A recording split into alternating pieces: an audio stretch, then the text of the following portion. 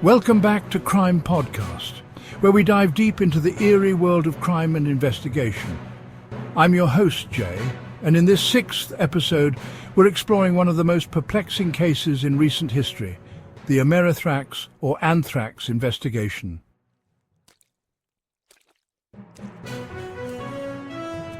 So, grab your headphones, settle in, and let's unravel this mystery together.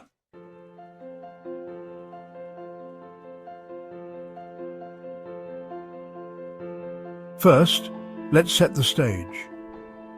The Amerithrax incident refers to the anthrax attacks that took place in the United States in the weeks following the tragic events of September 11, 2001. These attacks sent anthrax-laced letters to media outlets and government officials, creating a wave of panic and fear.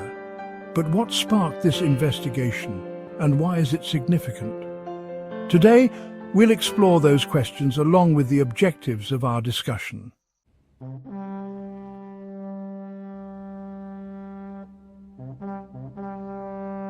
Let's dive into the timeline of these harrowing events. It all started with initial attacks in 2001, where anthrax spores were mailed, leading to 5 deaths and 17 infections. The response from authorities was swift, but it quickly became clear we were dealing with something much deeper than just a simple act of terror. It was a public health crisis that had the nation on edge.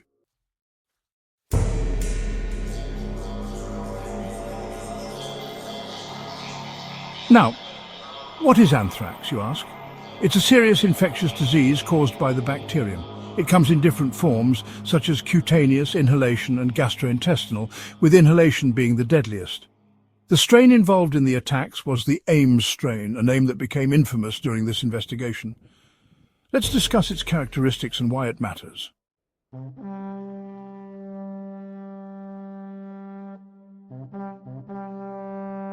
The FBI formed a task force that would utilize every resource imaginable. Initially, they explored public leads and started interviewing potential witnesses. Forensic analysis played a crucial role here, helping investigators piece together the puzzle of this troubling case.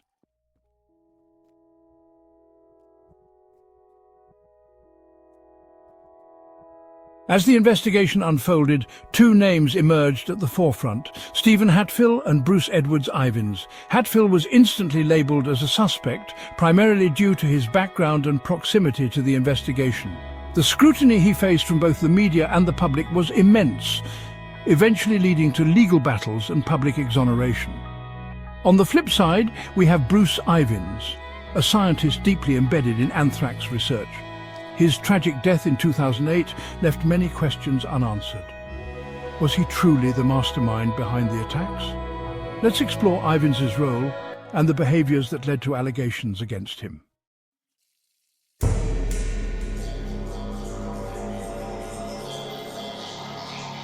Scientific forensics took center stage in proving crucial leads.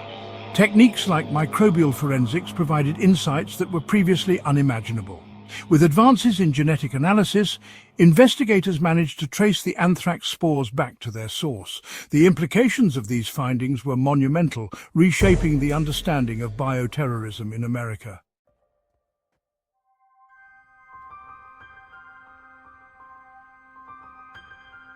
With any high-profile investigation, controversies arise. Critiques of the FBI's methods and public perception during this time were rampant.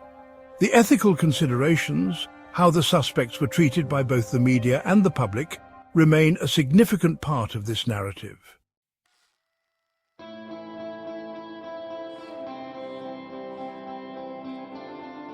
As the dust settled, the Amerithrax investigation was instrumental in reshaping US biosecurity measures.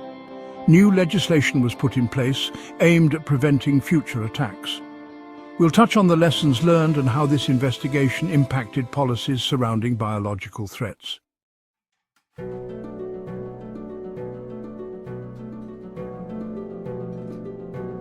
As we wrap up this episode, it's clear that the Amerithrax investigation is far from a resolved mystery.